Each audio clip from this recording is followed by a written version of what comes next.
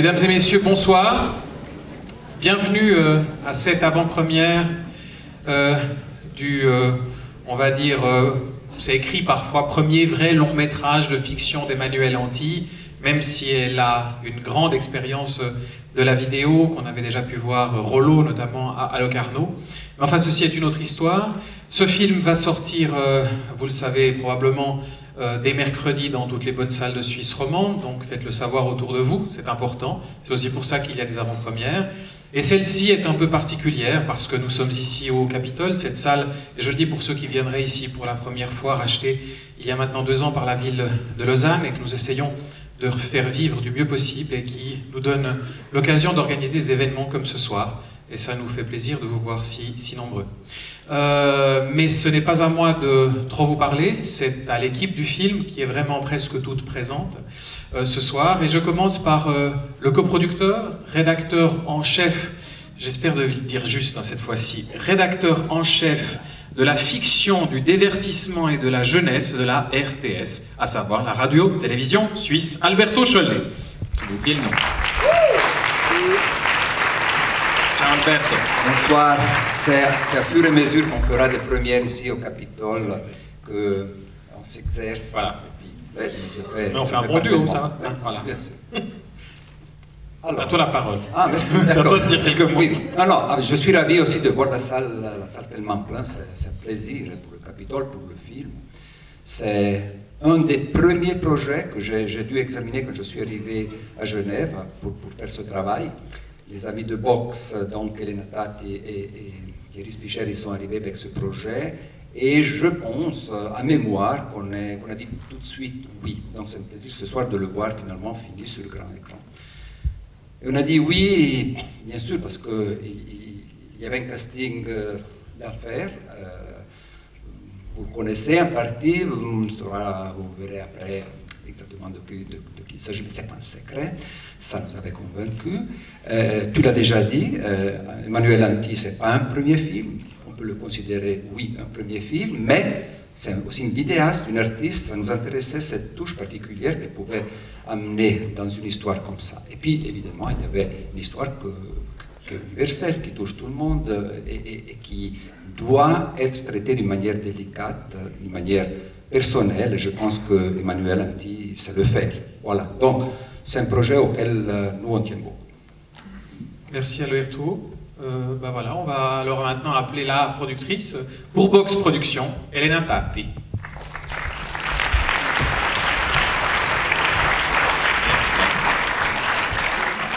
Bonsoir, merci d'être venus si nombreux, ça fait vraiment chaud au cœur.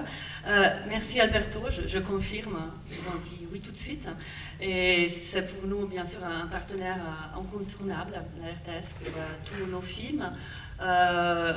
Aussi avec d'autres partenaires que je tiens à remercier ce soir, qui sont engagés sur le film, l'Office de la culture, qui pour la Suisse évidemment le guichet avec lequel on peut pas, enfin c'est difficile de faire sans, disons. Je remercie notre distributeur, Fincopy, qui aussi a cru au film très vite, à la lecture du scénario, à l'annonce du casting. Et bien sûr, Frédéric, merci beaucoup de nous accueillir ici ce soir pour cette magnifique avant-première. Voilà. Je vous souhaite un bon film, j'espère que vous aurez autant de plaisir à le voir que nous avons eu à le faire. Voilà. Merci Elena. J'aimerais accueillir maintenant les acteurs, si ce n'est les 3 acteurs principaux du film, en commençant par celui qui joue le rôle du père, Jean-Pierre Gosse, qui doit être parmi nous, grand acteur d'ici, on l'aime beaucoup, voilà, qui va nous rejoindre. Bienvenue. Et voilà. Bienvenue Jean-Pierre. Bonsoir. Bonsoir. Ensuite, celle qui joue sa fille, Nina Meurice, qui est parmi nous, dont un autre film va sortir demain en France, Troll, et que vous connaissez déjà bien sur cet écran, puisqu'elle a joué avec beaucoup de cinéastes suisses, en particulier Ursula Meyer et Frédéric Mermoux. Voilà, hein, même si je nous appartient un tout petit peu. J'ai le plaisir de l'accueillir. Et puis, bien sûr, celle qui porte le film, la mère, Anna Chigula, grande comédienne qui nous a rejoints pour l'occasion.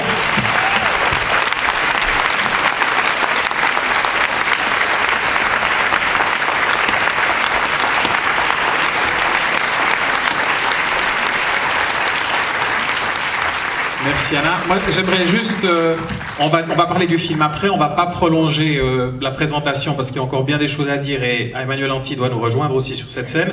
Mais j'aimerais rappeler que Anna Chigula, on fait cette organisation d'avant-première en partenariat avec la Aide à Genève, et qu'il y aura demain une projection d'un portrait de Anna Chigula au cinéma du Grutli à Genève à 15h, suivi à 16h d'une discussion avec Anna après la projection de ce portrait de Anna Imbert. Alors est-ce que vous pouvez nous en dire quelques mots parce que le film est tout frais, on ne l'a pas encore vu, ce sera une vraie première suisse, donc on parle quelques instants de ce film avant de parler d'Avanti. Ce film a comme particularité que d'habitude c'est une personne en dehors du film qui interroge les personnes. Et nous, on avait inversé et que c'est moi qui interroge toutes les personnes, donc je mène les interviews. Et que c'est un film duquel je suis sortie en disant oui, ça me ressemble bien, ce portrait. Alors demain, vous aurez l'occasion d'évoquer toute votre carrière gigantesque, de Rainer Werner Fassbinder à Ferreri, en passant par Amos Gitaï et tous les autres. Notamment, le Suisse précédent, c'était sauf erreur Jean-Luc Godard, Passion, dont vous avez été l'une des protagonistes. Et aujourd'hui, Avanti, un film réalisé, donc je précise encore que le débat va être mené à la Aide par Jean Perret, directeur de la Aide au Grutli à Genève. Et maintenant, il est temps de passer la parole à celle par qui tout ce monde est arrivé, à savoir Emmanuel Anti. Bienvenue Emmanuel.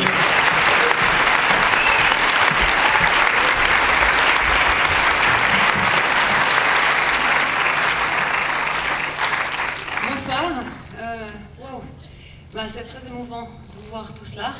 Je suis très touchée, j'ai même pris un papier pour ne pas me planter. Alors, je remercie d'abord la Cinémathèque, parce que j'ai fait les tests ce matin. Je trouve que c'est la plus belle image que j'ai vue du film jusqu'à maintenant. Le son est magnifique, c'est une salle mythique et magique. Moi, j'ai vu mes premiers films ici quand j'avais 10 ans, donc je suis super touchée. Donc merci à Frédéric Maire. Je remercie infiniment les acteurs et les actrices de ce film. J'ai été très honorée de travailler avec vous. Et je suis hyper touchée que vous soyez là ce soir. Je remercie l'équipe. Je sais qu'il y a plein de gens de l'équipe qui sont là. Vous voulez vous lever, venir là, ou vous voulez rester dans la salle? Allez, levez-vous, venez, si vous voulez venir. Allez, hop. On sait que vous êtes très nombreux, mais venez, ça va faire lever peut-être la moitié de la salle. Mais... non. Allez, venez.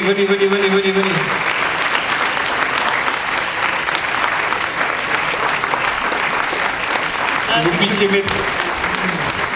c'est Colette Pitié qui est la script, Dominique Kiegui, chef maquilleuse, Eric Garciniu au son, Maria Muscalou, les costumes, Antonin Schopfer, mon premier assistant, Romaric, Assunta, Jean-Laurent, Aurélie, j'en perds la parole, Blaise, Boki, bon, ciao, et Maryse, bon, j'y perds mon latin, je suis désolée. Mais en tout cas, c'était une équipe géniale, et c'était dingue de travailler avec vous. Il y a Stéphane Cuty, qui est le chef opérateur du film, qui s'excuse, qui n'a pas pu être là ce soir. Je dis un petit mot aussi à l'équipe belge. Il y a Anne-Laure Guégan qui signe le montage de ce film, et Manu de Boissieu, le mixage son, ainsi que Julie Brenta au son. C'était dingue de bosser avec ces Belges fous furieux. Donc c'était vraiment super. Je remercie les figurants. Il y en a plein dans la salle. Il y a les Celtics qui sont là. Faites du bruit. Voilà. Marie qui est là. Et puis je remercie ma famille qui m'a beaucoup soutenue, mes proches, tout le long de ce projet qui a démarré il y a 5 ans et demi. Voilà. Je voulais juste dire un petit mot et dédier cette soirée à Monique Mélinan. Monique Mélinan joue Anita, la grand-mère, dans le film. Malheureusement, elle est décédée en mai l'année dernière. C'était une grande comédienne de théâtre et de cinéma. Elle a joué avec Jean Gabin. Elle a été dirigée par Lautner, par Louis Malle, par Ruiz, par Piala, par Verneuil. Elle a aussi joué au théâtre avec, sous la direction d'Anouilh, de Gérard Philippe, de Louis Jouvet, mais plein. Elle a une carrière incroyable. C'était un immense plaisir de partager des moments avec elle. J'avais été la trouver à Paris, dans sa maison, il y avait plein d'animaux. Voilà. C'était quelqu'un d'hyper vif. Et pour la petite anecdote, quand je cherchais avec elle, on discutait du rôle, on cherchait le personnage, des vêtements dans sa garde-robe qui pourraient faire penser à une grand-maman, elle portait que des jeans, t-shirts, baskets, donc on s'est bien marré. C'était quelqu'un qui était vraiment très vif jusqu'à la fin, et voilà. Donc je lui dédie cette soirée, et puis en tout cas je vous souhaite une très belle projection. Moi je serai là à la fin pour les questions-réponses, donc j'espère que vous en aurez, et que vous n'allez pas tous fuir. Voilà. Voilà. Je vous souhaite une bonne projection. Merci beaucoup. Merci. À tout à l'heure.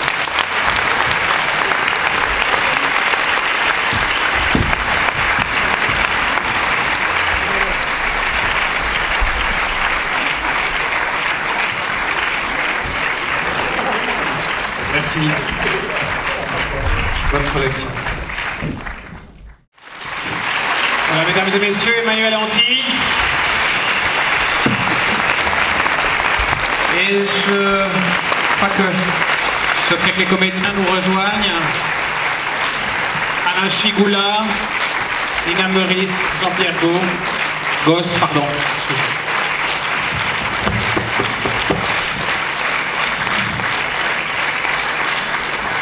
Si Nina, Jean-Pierre et Alain Chigoula veulent bien nous rejoindre. Pendant ce temps, on va déjà s'installer et ils vont nous rejoindre petit à petit. Pour démarrer la conversation, dans ce film qui est ta première vraie fiction, enfin ton vrai premier long métrage, ça a été dit dans les médias, ce qui n'est pas tout à fait vrai, parce que finalement tu t'es beaucoup intéressé à l'image depuis très longtemps. Ce qui est intéressant dès le départ, c'est que... Jean, s'il vous plaît, attends, on vous attend. Voilà, on va laisser...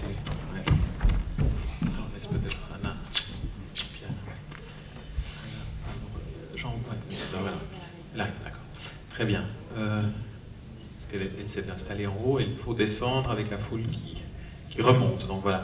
Non, donc je vais poser la première question à Emmanuelle. Au fond, c'est que tu travailles beaucoup avec l'image depuis longtemps dans ton travail artistique de façon générale. Et là, de nouveau, on retrouve un travail avec l'image assez particulier puisqu'il y a au fond 3 natures d'images différentes. Il y a, on va dire, l'image du film, il y a l'image dans le film, et il y a la deuxième image dans le film qui n'est jamais mise en place, qui n'est jamais, disons, mise en situation. Tu nous dis jamais d'où viennent ces images, qu'est-ce qu'elles font là, à quoi elles appartiennent, mais évidemment, c'est à nous de faire ces associations. Comment au fond, s'est construit à la fois ces différents niveaux et travaux d'image d'un côté. Voilà, merci. On peut l'applaudir. Merci Alain. Merci. Comment s'est construit au fond ces différents niveaux d'image par rapport à l'histoire que tu souhaitais raconter? Alors c'était très tôt dans l'écriture du scénario. Il y avait au tout départ ces images. D'ailleurs pour l'anecdote, c'est avec les images de cascades de voitures que ça a démarré, parce que j'en parlais à mon père. C'est des images qui ont été filmées par mon père, et je lui disais que c'était un de mes souvenirs les plus forts de mon enfance. Il m'a dit mais je les ai filmées. Alors j'ai pris ces bobines et puis je les ai digitalisées et j'ai vu ces images qui étaient, enfin, c'est comme s'il avait filmé ma tête. Donc je l'ai trouvé incroyable et je me suis dit j'ai envie d'utiliser en tout cas ces images de cascades de voitures. Après je me suis mis à écrire, donc il y avait le film en lui-même, les images Super 8 mais qui étaient scénarisées, et puis les vidéos. Et moi ce que j'aimais dans ce film, c'est qu'il se frotte à différents degrés de réalité, à la mémoire, comme une sorte de mémoire universelle. Qu'est-ce qu'on en fait de ces images? J'aimais bien j'ai beaucoup aimé que les actrices se filment elles-mêmes dans cette, d'une part au niveau créatif et aussi ce rapport vraiment au réel. On a tourné aussi les scènes du film en plan séquence Ça veut dire une scène, c'est un seul plan, il n'y a pas de découpage. Après, on a fait un certain nombre de découpes pour le rythme du film. Il y avait cette idée d'être dans une énergie et dans un rapport très proche au réel, même si c'est une fiction et que c'est une fabrication. Et puis pour les Super 8, on voulait les retourner. Et puis on a vu ces archives qui étaient, je trouve, assez universelles et très belles. Et on s'est dit, on n'arrivera pas à faire la même chose. Ça va faire fabriquer. Si nous on les fait, on va les faire trop bien. Voilà. Donc à partir de là, c'est construit le film. Mais finalement, le film, dans tout ton travail aussi artistique, il y a un rapport à l'intime, mais en même temps quelque chose de l'ordre de la fiction, parce que c'est toujours une construction que tu fais. Donc comment finalement tu as joué entre ce qui est, disons, la part plus personnelle d'un côté de l'histoire, et la part finalement totalement fictionnelle, parce que ce n'est pas non plus, tu ne racontes pas ta vie, enfin tu racontes autre chose. Tout à fait, c'est un mélange. Je me suis toujours dit depuis le départ dans mon travail vidéo que j'avais envie de parler de choses que je peux ressentir, qui sont le plus proches de moi, plutôt que d'être dans une démarche trop lointaine par rapport à ça. Voilà, ça mêle différents... je sais pas... je sais pas comment répondre à ça. Ça mêle différentes perceptions. J'ai tourné par exemple avec les Celtics par exemple. Ce sont des amis d'amis. Et j'ai souvent eu cette démarche-là de travailler avec des gens autour de moi et assez proches. Et voilà, c'est une façon de fonctionner aussi. Alors à partir de là, tu as choisi des comédiens. On va peut-être leur céder la parole un instant. J'ai un micro encore, voilà. On va commencer par le papa puisqu'il est là. Et puis après, on va aller dans l'ordre. Donc vous, comment vous avez rencontré Emmanuel et comment vous avez construit votre personnage qui n'est pas forcément toujours le plus sympathique au fond, quelque part, même s'il déborde d'une forme de tendresse, il apparaît quand même comme quelqu'un qui n'est pas toujours facile à vivre. J'ai rencontré Emmanuel, c'est Emmanuel qui m'a contacté et qui m'a proposé ce personnage. Alors, comment dire non? D'abord, d'une part, quand j'ai su avec qui j'allais me retrouver pour ces scènes, la première réaction, ça a été de me dire comment ça va être possible. Je me suis rappelé les années 70 et moi, jeune homme, il déconne un peu, absolument admiratif devant l'écran et une personne et tout d'un coup de me dire que j'allais être en face d'elle. Alors ça c'était c'était impossible de dire non, évidemment, de toute façon, même avant d'avoir lu le scénario, on en avait parlé un petit peu quand même ensemble. Puis j'avais une deuxième surprise, c'est que quand on s'est retrouvés pour tourner avec Nina qui faisait ma fille, Emmanuel a dit ça c'est marrant de vous retrouver les deux autour de la même table après le film d'Ursula Mayer, Les épaules solides. Alors on s'est... Et tout d'un coup, j'ai dit, ah, mais oui, c'est elle. Et elle, je l'avais admirée énormément. Elle avait été géniale dans ce film, sans une parole. C'était le personnage qui traversait sans un seul mot. Et tout d'un coup, je me suis retrouvé... Alors j'étais entouré, j'étais magnifiquement entouré. Le reste, c'était du plaisir et c'était un bonheur de travailler ce personnage. Et puis bien dirigé, parce que j'ai fait des petites tentatives à droite, à gauche, mais Emmanuel m'a chaque fois bien remis au milieu, et heureusement, parce que... Non, mais c'est bien, c'était une bonne direction, moi j'étais absolument ravi.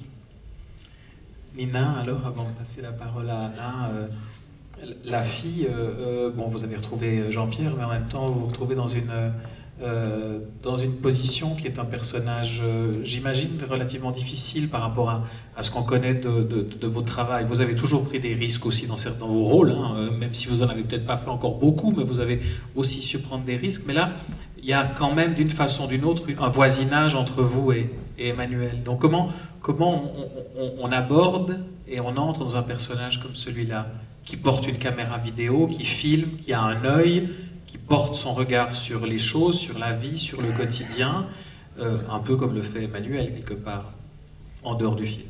Ben, il y a plein de questions en même temps, je suis complètement perdue. Désolé, on m'a toujours dit qu'il fallait en poser qu'une, mais voilà. Non, mais je crois qu'en fait, juste quand j'ai lu le scénario, j'étais pas prise du tout. On m'a dit tu vas passer des essais pour ça.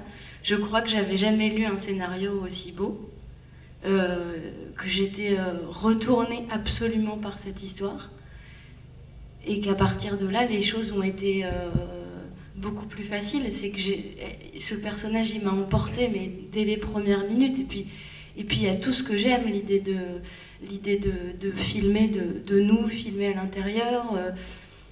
Je sais pas, il y avait plein de défis, tous les plans séquences, la voiture tout le temps, Anna, le parking à bateau, enfin toutes les scènes, plus je lisais, plus je me disais, waouh, mais c'est incroyable, c'est incroyable. Donc je sais pas trop, j'ai pas du tout répondu, mais voilà. Enfin... C'est pas grave. Oui, tu dis le parking à bateau parce que c'était la scène, le moment où la mère est enfermée dans la voiture, c'était la scène de casting et c'était un vrai défi. Parce que j'avais besoin d'être sûre, parce que c'est une scène qui est super compliquée, avec plein de paliers, dans la colère, dans la douleur, voilà, et il faut être sacrément... je sais pas, moi je suis pas actrice. Non, c'était les conditions du casting, c'est qu'en fait on a refait cette scène, sauf qu'on était dans une salle qui n'avait pas de voiture. Il y avait juste une chaise à laquelle je devais parler, et du coup c'était un peu...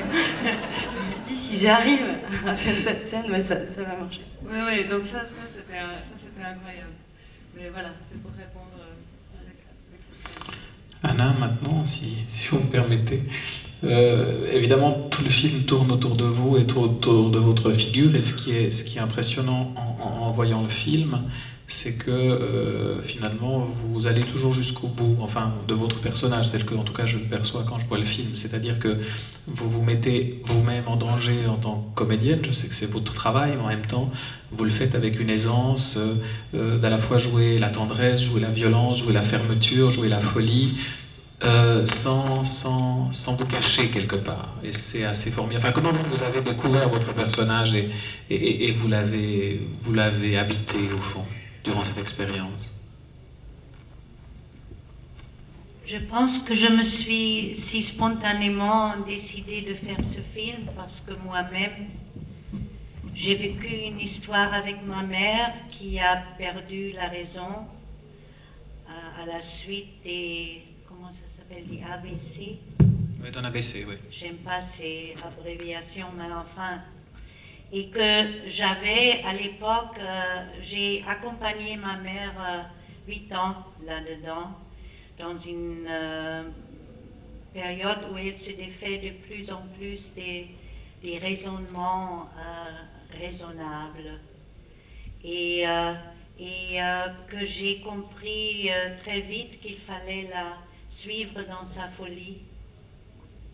Et j'ai pas du tout essayé de la ramener vers mes critères, et que le fait que ça a été pour moi peut-être plus facile que pour le personnage de la fille dans le film, c'est que j'avais plus d'âge déjà, et que c'est arrivé dans un moment où moi-même je voulais adopter un enfant, et que je me suis rendu compte que c'est pas possible parce que c'est ma mère qui va être mon enfant. Donc j'ai vécu le renversement total des rapports, et j'ai compris aussi là que tant qu'on a des choses, que une mère c'est le premier amour dans la vie de chaque être, et que cet amour, il faut qu'il arrive à un accomplissement aussi. Et comme je pense comme toutes les filles d'un certain âge, je me suis révoltée contre ma mère. Je voulais surtout pas être comme ma mère, Et je suis sûre que je l'ai blessé beaucoup dans cette période-là.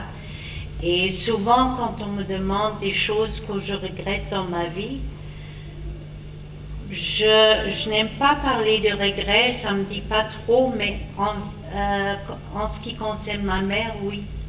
Donc ce sont des choses qui sont très profondes et j'ai très bien compris qu'Emmanuel avait besoin de faire ce film. Et bon, ça c'est une partie. Et j'ai aussi pris beaucoup de plaisir après d'être la maman de ma mère et de lui reconstituer une enfance qu'elle n'a pas pu vivre parce qu'ils étaient 13 enfants à la maison. C'était une autre époque et elle n'a jamais connu vraiment tout ça. Alors bon, ça c'est mon histoire qui a joint une autre histoire où ça s'est passé différemment, avec plus de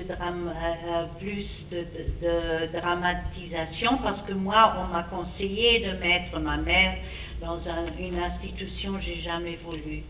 Mais j'avais déjà, quand c'est arrivé, j'avais déjà presque 50 ans. Donc c'est autre chose. J'ai déjà vécu une partie de ma vie. Après, j'ai trouvé intéressant aussi d'être un personnage, de me mettre dans l'état d'un personnage qui n'a pas qui n'est pas gêné de déborder, qui a ce côté infantile qui sort et qui ne peut pas le freiner. C'est-à-dire le débordement là-dedans, ça m'a intéressé comme quelque chose de me mettre dans cet état-là.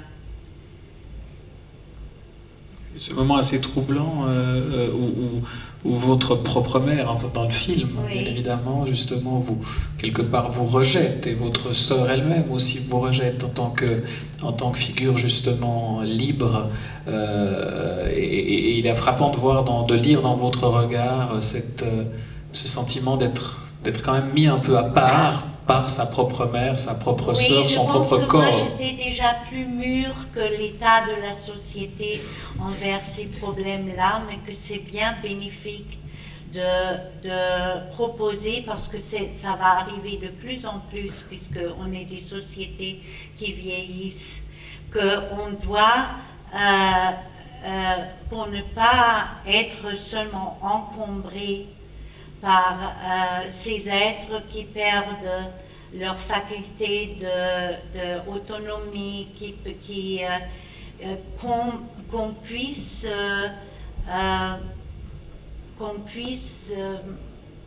tirer quelque chose de ça, qu'on puisse voir même une poésie là-dedans, et qu'on puisse la vivre.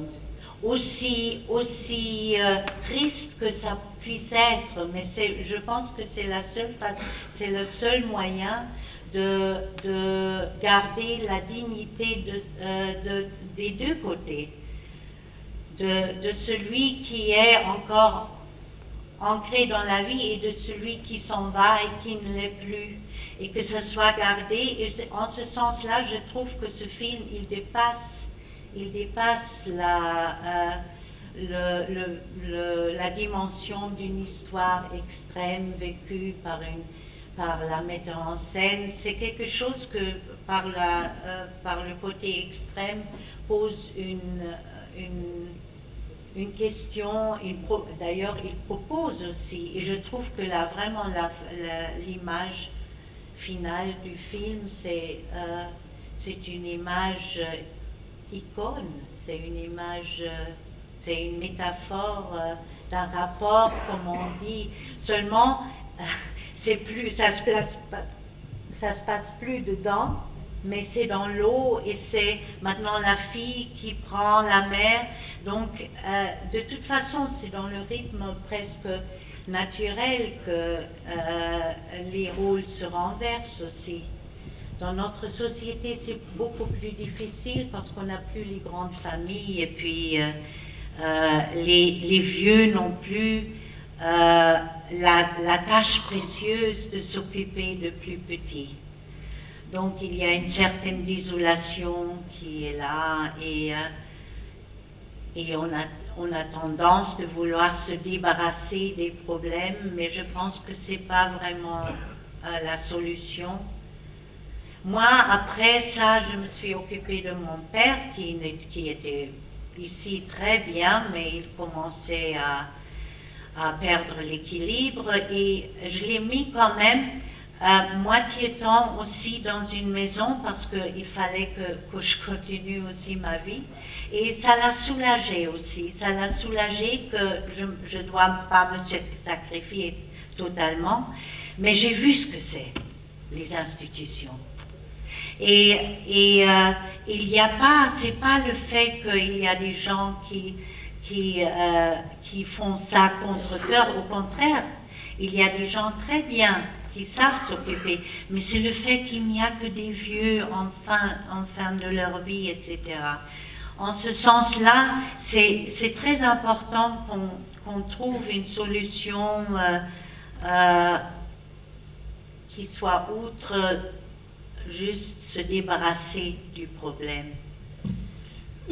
Emmanuel, justement, dans le film, il y a ce moment où, au fond, le voyage, le départ, enfin la fugue, on va dire, on va l'appeler la fugue de la mère et de sa fille, semble être une envolée vers quelque chose d'autre. Et après, il y a cette scène qui est finalement extrêmement lumineuse, extrêmement crue presque, de la mère qui pose la table et qui est retournée dans son monde. Comment est née cette scène? À quel moment de l'écriture? Est-ce qu'elle était présente dès le départ? Parce qu'elle est quand même très vieille. Jusqu'à la scène que vous évoquiez tout à l'heure de la piscine, qui crée de nouveau une forme de réunion, mais d'une autre dimension, plus métaphorique, plus intime peut-être. Avant, il y a cette brutalité, cette vision que Léa, la fille, enfin Nina, peut avoir. Dans le scénario, moi je travaille souvent par... un de mes script doctors qui a lu, il y en a eu 2 qui ont lu le scénario par étapes, comme ça, pour me le commenter. Il m'a dit, voilà, bon, bah, toi, tu bosses, tu as d'abord la chair et après, il faut mettre le squelette. C'est à peu près ça, c'est-à-dire que je travaille beaucoup par image ou par scène, qui viennent de souvenirs ou qui sont inspirés par d'autres choses. Et voilà, et ça c'est une, par rapport à cette lumière, enfin, c'est une scène qui est venue assez naturellement vers la fin. Ce que je voulais dire un mot sur le personnage de la mère, parce que pour moi c'est une chose que je trouve très belle comme personnage, qui est complètement hors norme et qui est très libre. Et c'est vraiment un personnage assez central, ce type de personnage-là que je défends par-dessus tout. C'est-à-dire une forme de faculté à rester un enfant et à sourire trop ou à avoir trop d'émotions, et voilà, et qu'on perd avec les années. Et j'avais envie de faire une histoire sur un personnage comme ça, et je suis extrêmement touchée de la qualité de l'échange et de l'interprétation de ce personnage qui est très très proche de ce que j'avais pu imaginer. Donc voilà. Tout ce film-là, pour moi, c'est vraiment le rapport à la tolérance et à quel moment on juge que l'autre va trop loin, à quel moment on arrive à l'accepter, on arrive à accepter, je sais pas, le côté extravagant ou hors norme de l'autre, à l'aimer pour ses différences, et voilà. C'est un film pour moi là-dessus. Mais le personnage de la fille, lui, par contre, on n'accepte pas tout, on n'arrive pas tout à accepter. Oui, il évolue. Au début, il est plus coincé que sa mère. Et puis, c'est un apprentissage un peu. Mais peut-être, c'est l'idée que plus on prend de la bouteille, peut-être plus on arrive à se lâcher. Enfin, Nina, tu as fait l'amour, peut-être tu veux réagir? Non, je faisais l'amour parce qu'elle répondait, donc je me disais, j'ai pas besoin de répondre. D'accord. Vas-y, excuse-moi. Non, mais en plus, t'as très bien répondu. Non, j'ai rien à rajouter. Est-ce qu'il y a on va dire 2 questions dans la salle, parce qu'on va pas quand même allonger trop la soirée, mais s'il y a 1 ou 2 questions, on les prend volontiers. Non? Oui? Non? Là, ici devant, Alain, juste ici devant. Il y a un micro qui circule, qui j'espère va fonctionner. Merci. Bonsoir. Tout d'abord, merci beaucoup pour la soirée. J'ai passé une bonne soirée, j'ai passé un bon moment. Merci pour votre travail, en tout cas. La question en regardant ce film, c'est la folie avant de la mettre en scène. Est-ce que vous l'avez imaginé dans votre coin? Est-ce que vous avez été, est-ce que vous avez pris des modèles? Est-ce que moi, ce qui m'intéresse toujours, c'est les situations limites. Comme je le disais, par exemple, en travaillant sur le plan séquence ou avec des incursions réelles, comme le fait que les actrices filment, ça m'intéressait d'être dans la limite entre ce qui est réel et ce qui est de la fiction. C'est la même chose pour... je suis souvent attirée par des personnages extrêmement hors normes. C'est peut-être comme les lieux aussi dans lesquels on a filmé, qui sont des no man's land. C'est où est-ce qu'on peut encore gagner de la liberté? Et je pense que cette folie douce-là, c'est une façon aussi de gagner de la liberté. Donc voilà, les sources d'inspiration, elles sont diverses.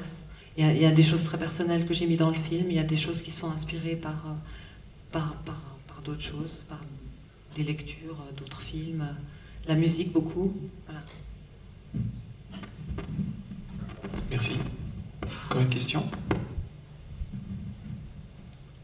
Voilà, courage, il y a eu un volontaire. Là-haut? Oui. Madame, je crois. Oui. Merci beaucoup. Dans quelle mesure le rôle du mari et père est assez ambigu? Il est très dur avec sa fille, alors qu'il est d'une tendresse avec sa femme. Alors, la question précise, dans quelle mesure est-ce que la relation mari-femme a pu jouer un rôle dans la dégradation de son état mental? Alors moi, j'ai pas du tout envie de répondre à des questions comme ça, parce que libre à chacun. Simplement, j'avais envie de montrer des personnages qui soient assez... Enfin, comme on l'est tous dans la réalité, on n'est pas forcément logique, ou... voilà, on n'a pas... Enfin, on est souvent très contradictoire dans notre façon d'être à n'importe quel moment. Donc j'avais envie aussi de laisser les personnages vivre dans leurs nuances, enfin d'essayer d'en apporter par plein de touches à ce niveau-là. Comme les faits et gestes de Léa ne sont pas forcément expliqués, la maladie de la mère n'est pas expliquée non plus, donc ça fait partie de ça. Peut-être, c'est une façon d'ouvrir aussi, pour que chacun puisse aussi peut-être se reconnaître. Merci. Une dernière question? Tout à fait de l'autre côté, évidemment. Je suis désolé, mais comme on a eu une panne de micro, il n'y en a plus qu'un qui circule. Un petit peu de patience.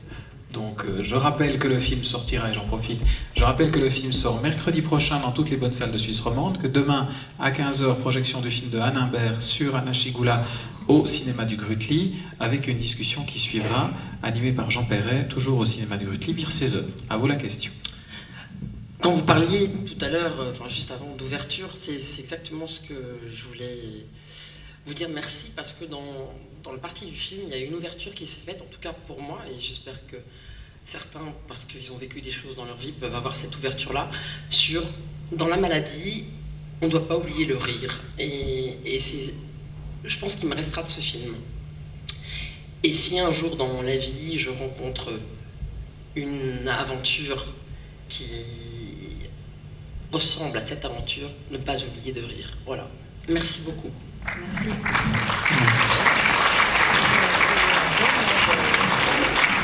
Sur ce, je voulais juste vous inviter au petit verre qui a juste après, là derrière. Voilà. Merci beaucoup. Merci à tous, merci Anna Schygoula, merci Nina Meurice, merci Jean-Pierre Gauss, merci Emmanuel Anti, merci à tous et merci à toute l'équipe.